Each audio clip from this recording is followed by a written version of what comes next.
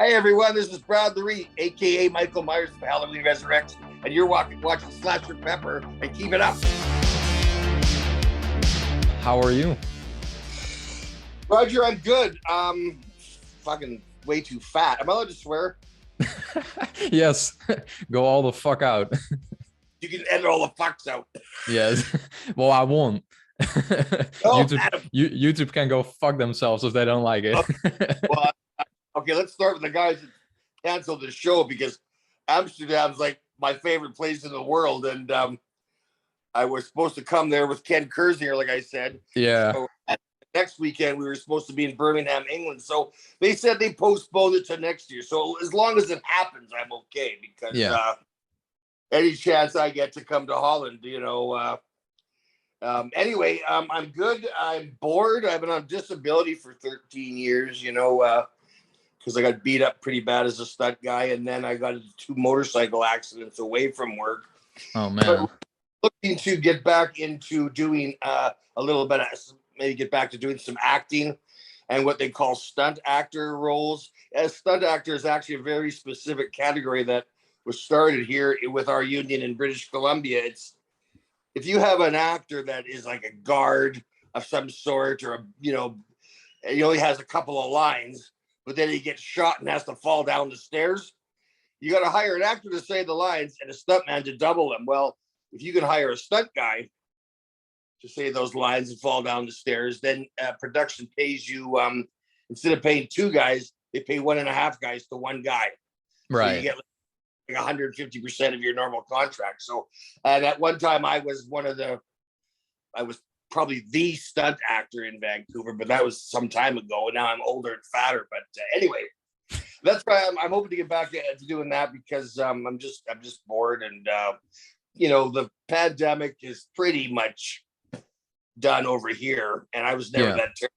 But I had COVID once. I mean, I got vaccinated because I had to go to the States, and our prime minister is a fucking Nazi, and it's just a headache to travel in and out of Canada right now. It still is. Anyway, other than that, I'm good. And that's awesome. Awesome. Nice. And do you have anything going on yet in terms of getting back to all of that? Roger, because there's still, there's going to be, the world's changed entirely since the pandemic, and a lot of stuff is never going to go back. Like, for what I mean is, I reconnected with my old, what's actually my ex-fiance. She's my agent, and but they still want you to audition from home now, Roger. They want you to do what they call self-taping. So I got the blue backdrop and the lights, and I don't have a tripod for my camera, but basically, and things are really slow right now because there's some union disruption going on. So, but I in answer to your question, I'm preparing to start auditioning here for my home. I'm just trying to decide which acting coach to take on to help me shake off some rust. So, right. And I promised to get a haircut for my first audition. Nice. So, yeah. But other than that, I have a convention that I'm doing in, don't tell me, it's in October, I think, in somewhere in Virginia. Nice. But the only thing I have on the slate right now. Yeah. Awesome. Well, anytime you make it out to Holland, I'm sure I'll see you there. Roger, I hope so. We'll have to keep in touch. Yes, for sure. And well, obviously, to go back to Halloween Resurrection, what are some things you remember from being on that set nowadays, looking back at it? 21 years ago. What do I remember, Roger? I just remember, I remember when I first met Bianca Kelchik, and I'm sure I'm saying her last name wrong. Yeah. For some reason, she was so afraid of me. I wasn't even in costume yet. She was just screaming when she saw me. Really? Yeah. So she started holding my hand, and we would walk together just so she would calm down.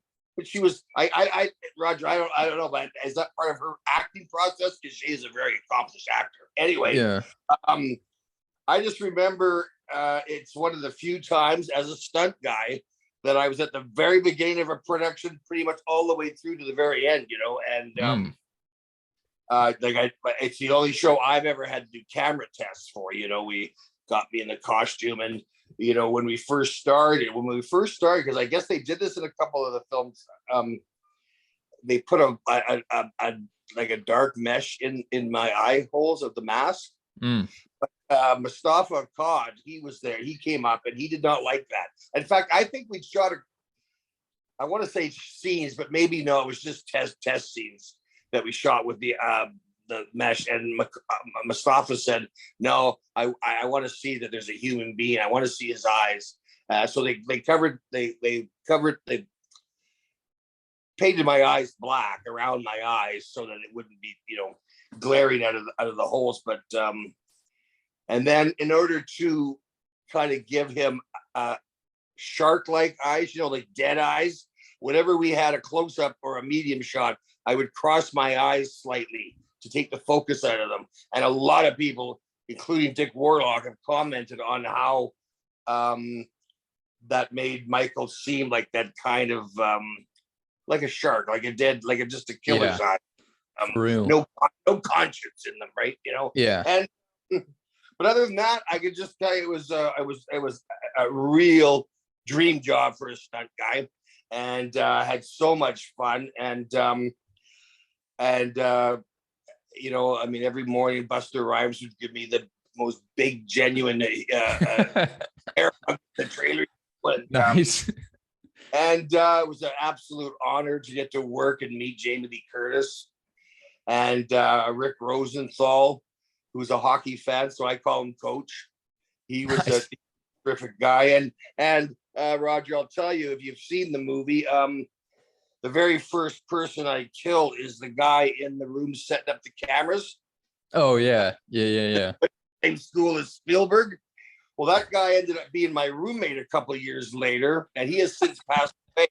His name was Brad Savon. And so whenever I watch the movie, and that always kind of gets my heart because I can imagine. And then in the scene was it coincidence though that you guys became roommates later? No, he was just a local actor guy that I played some hockey with, you know, and always got along with. And then he ended up living with a friend of mine. And they lived in this great big apartment, crazy apartment in the hippie part of town. And there was three of them living there. And the one guy was moving out because he met a girl.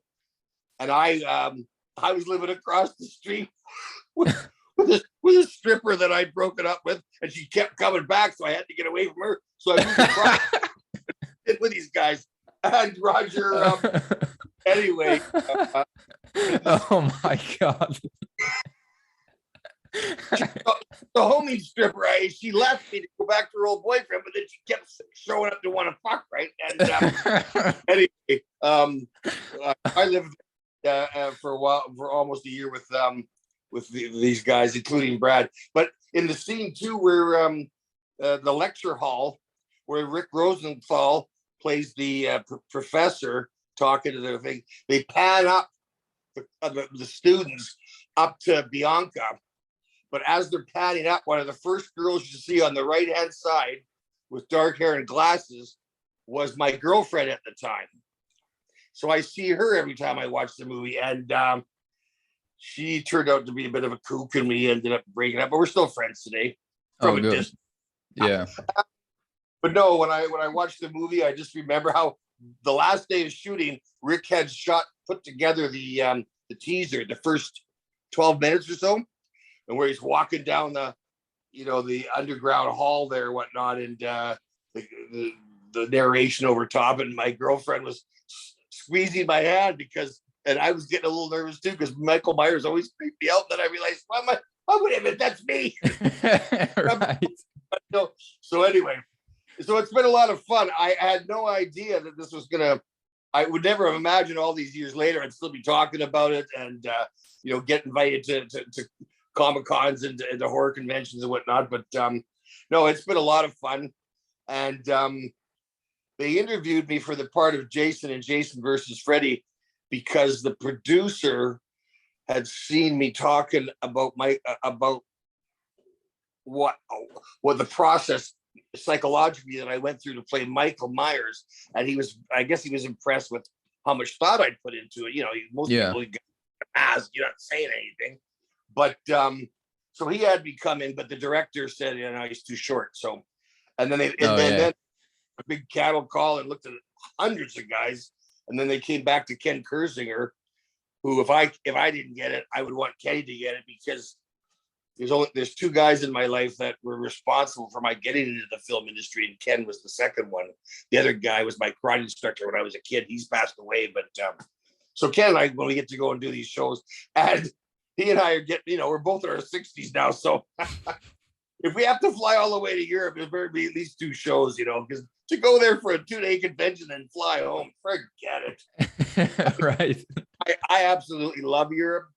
I've been there now 8 or 9 times, and you know, I hope to visit there until I'm too old to travel. But so when they canceled the show, I was pretty disappointed, especially Amsterdam. Yeah, because I want to come and get some. I've been getting some ink lately, and I want to come and get some. I definitely got to leave some room for some tattoos in Amsterdam. Nice. Because it's a story, right? Where'd you get this tattoo? Where'd you get that? Yeah, I got that in Amsterdam. Right. At the red light district. Anyway, so you know, but in answer to your question, I have nothing but the fondest memories, and I'm really looking forward to October 2023.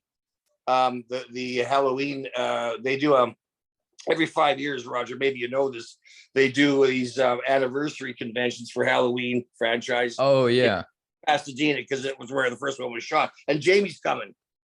Wow. So I'm really looking forward to seeing her again. And because I saw her in Indianapolis, and I gave her a couple of bucks because she donates all her money to these to the terminally ill kids in the hospital in LA, right? You know, which I think is a pretty cool thing to do. So yeah,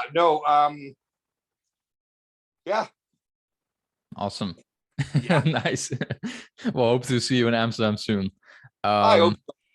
And what do you think happened after that ending of Halloween Resurrection? I mean, it was a huge cliffhanger, and we never got full circle on that. What do you think? Which, when his eyes popped open? Yeah. Well, I'll tell you. Here's the thing: we shot our ending, which was the garage burns down, and so they've got all the fire inspectors and the cops and whatnot there, and there's this one female inspector that's digging around, and she finds this manhole cover sort of thing, and she pulls it away, and then we're looking up, and we see the hole open up, and we see her, and then we see a hand come up, and it stops with a big scream. And that's the, but you know, they do test, and of course they run all these movies to test audiences, and the test audience in it, so they went and so they shot the ending, the ending where his eyes come open in the bag, in the mortuary, in the what do you call? Anyway, that was the only part of the movie that wasn't me. That's the only Michael Myers in that movie that wasn't really me. Yeah, and I just thought, you know, that is the most shop-worn and cliche ending. But I guess, you know, horror fans are sentimental or something. I don't know. Yeah. I preferred our ending, but yeah, in answer to your question, I mean, it's I mean, it was just so obvious that was going to happen in my mind. Oh yeah, it really was. Yeah, it wasn't. They're going to give it. Why are they showing us him being more in this, wheeled in this bag? We knew something was going to be revealed. Yeah. So anyway, and I got to say that I did not like the first Rob Zombie movie. I never saw the second one because even the most hardcore zombie fans said it sucked. And then I saw the latest one with Jamie. I haven't seen Halloween Kills yet, and I guess next October the movie's gonna be called Halloween Ends. Yeah. So I asked my agent if that is an indication that it's the end of the franchise, and he said, I was talking to the producer. As long as people want to watch Michael Myers, they're never going to end, right? You know. Yeah. And I remember Mustafa Cod. He had this little Michael Myers doll. He goes, and they were asking him how many of these movies you're going to make. He goes, I think 22 is a good number. We'll make 22. He was such a sweet guy. I'm really sorry he's gone, but yeah. So Awesome. Did you besides you said you didn't see Halloween Kills yet, nor Rob Zombie's Halloween 2? You saw the other ones though, and you were like a fan of the franchise though? I was not. I'm not a horror fan at all. I have never seen Dracula, or I've never seen Frankenstein or any of those movies. But when I was 19, I was dating this pair of tits that loved horror films. And she was way out of my league, Roger. So we only went and saw horror films, but I hated them. I mean, Fantasia, Phantasm, whatever that. Oh yeah, Phantasm. First Friday the 13th scared the crap out of me, and The Exorcist. I wasn't into it, man. So when we broke up, I was really heartbroken. But I thought to myself, well, at least there's one good thing: I never have to watch a horror. And Roger, as soon as I broke up with her, as soon as I said that, everybody started talking about this movie Halloween. People were telling me the story forwards and back. I said, I don't want to hear it. I don't care. Yeah. And then my cousin Diana, who I really respected her taste, said that she liked it. So I guess I can't even remember. I ended up renting it, but you know, Roger, I was sitting there, I'm watching this thing. I'm halfway through this movie, and I'm like, you know what? This is a really, really excellent movie. It's not overly bloody. It's not overly gory. It's not overly violent. But I'm on the edge of my seat, biting my nails, you know. And so I went and saw the second one when it came out, and I thought the sequel was excellent. And then I got my popcorn and my soda and my jujubes, and I'm sitting in the theater. Third one, I just no. Any second now, he's gonna jump out of that closet. Fuck, he never shows up. Yep. I'm gonna stop watching him, you know. So and then between you and me, my buddy Chris Duran, who played him in the one before my movie, H2O, great guy, but you know, when we were discussing in a panel about what you did to study the movement, this and that, he goes, "Oh no, I didn't study it, watch it. I just did it my way," which was pretty obvious because he just moved like a guy in a jumpsuit. I thought it was horrible. I still to this day cannot believe they shot that movie like that, let him get away with that. And because Rick was very specific about how I should do the walk, and I watched all the Halloweens, and then I came back to just watching Nick Castle. The scene where he walks from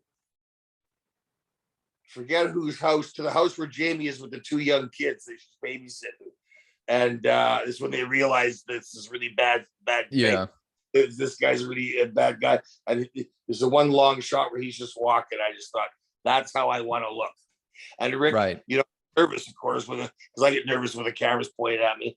And he would always remind me to just slow, just methodical, purposeful, but just take your time, kind of thing, you know. So he was great. And but no, I saw the first zombie film, and I just thought it gave. Well, first of all, one of the creepy things about Michael Myers is because he's so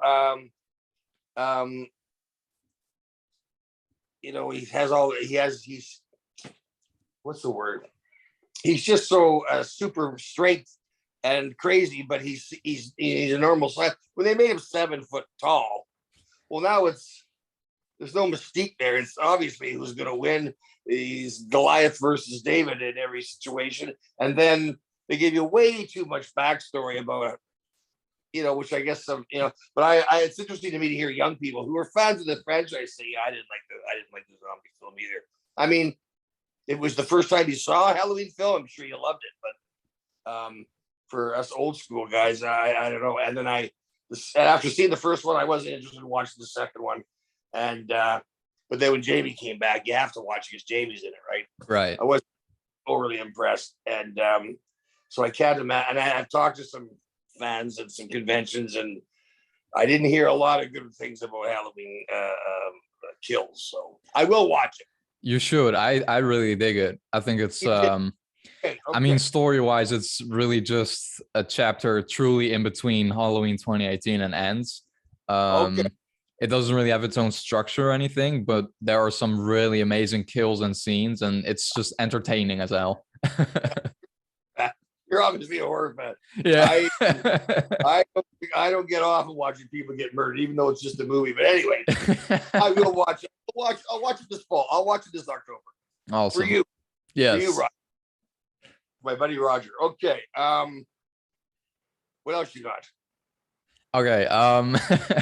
Well, what do you think of Halloween 3 now, though? Because that's personally, It's a I good. still need. I want to watch this fall actually too. I have plans for fall as well in terms of watching movies. Okay. I want to watch the original and Halloween 3 back to back again. But I'm always in my mind debating if I prefer the first one or the third one. But I think they're both atmospherically so freaking good. But what do you think about it now?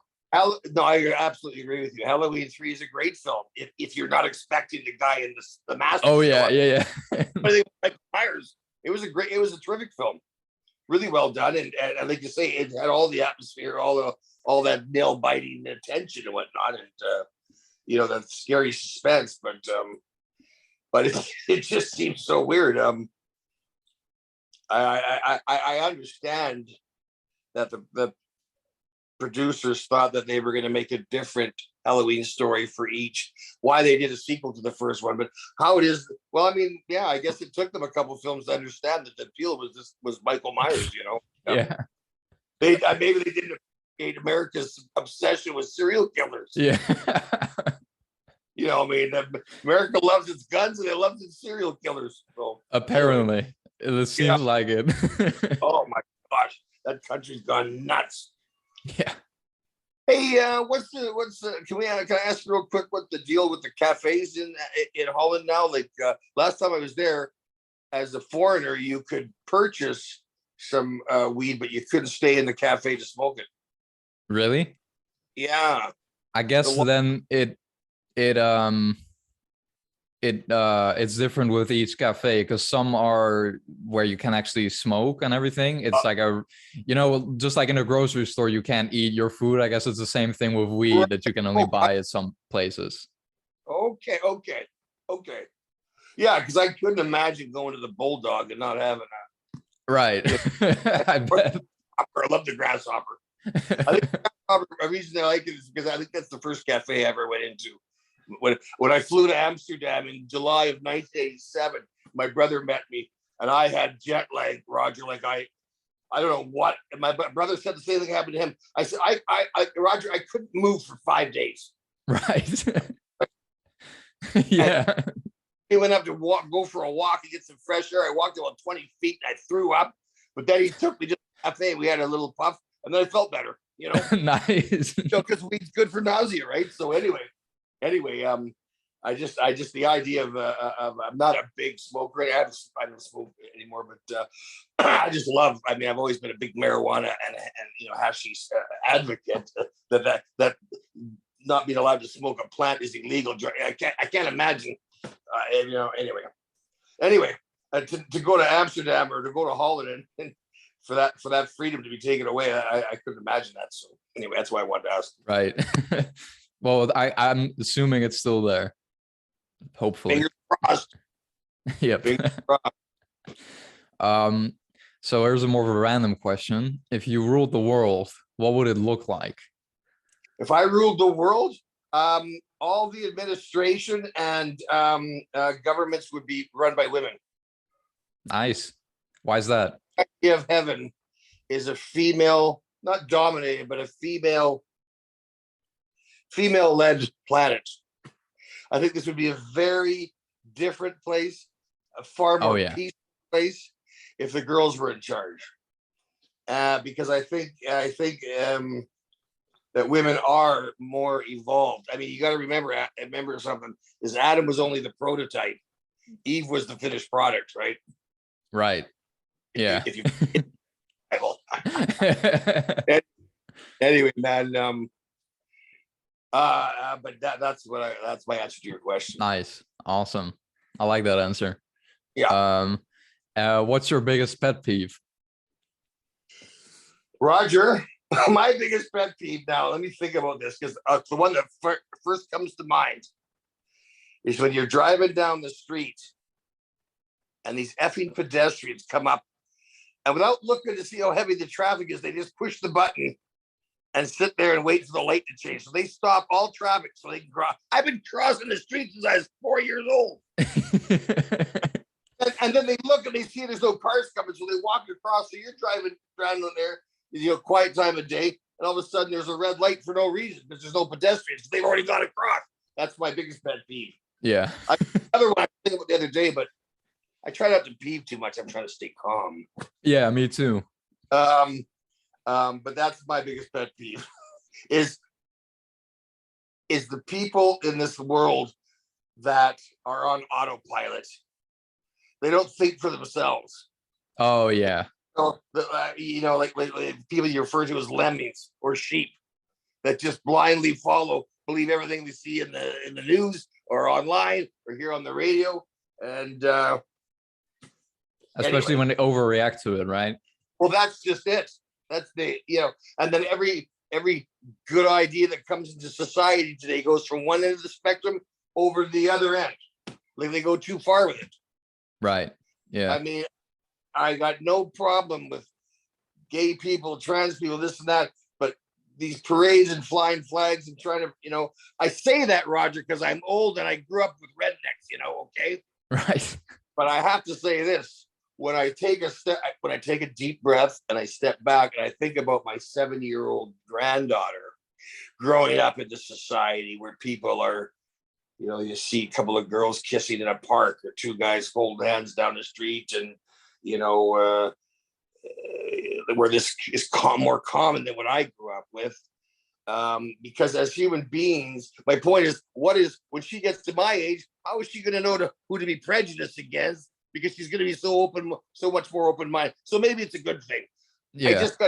I watch my hockey, and the only two commentators are two women that have never played that sport at that level. And to commentate about that level, you have to play at that level, in my opinion. I mean, mind you, anyway. But I do like the idea of it being, we're never going to create a life that's fair. I don't think so either. Where society's equal, but we can try and balance things out. So I guess that's what's going on. Yeah. But because I promised myself when I was a young man like you, Roger, that when I got older, I wasn't going to turn into one of these guys that just cursing God in the fucking new generation. But it's hard, man. Yeah. It's hard. Roger, you would not believe how much money I have lost smashing iPhones, televisions, and computers because I don't understand technology, and it's so frustrating. I bet. Yeah. So frustrating. Well, I mean, I graduated high school thinking computer was spelled with a K, and after I got out of school, you had to have an IT degree to buy toilet paper. So I don't know. Hey, something just crashed. Anyway, we're having a good time. Yep. The energy in the room is pet peeving with you and starting to throw stuff. I just knocked a bunch of these down. Oh, nice. Like 8x10 stills. I'll send you one, Roger, if you give me your address. Oh, nice. I will. Anyway, pal. So that's my answer to that question. Awesome. And final question: if your life was a movie, how would you want it to end?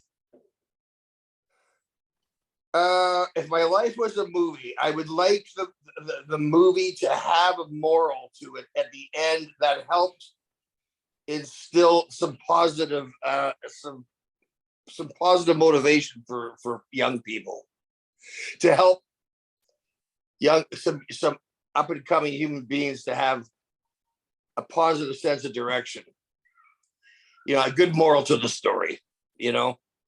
That's what I'd like to do. I'd like to have be some positive influence on the next generation, even though I hate them.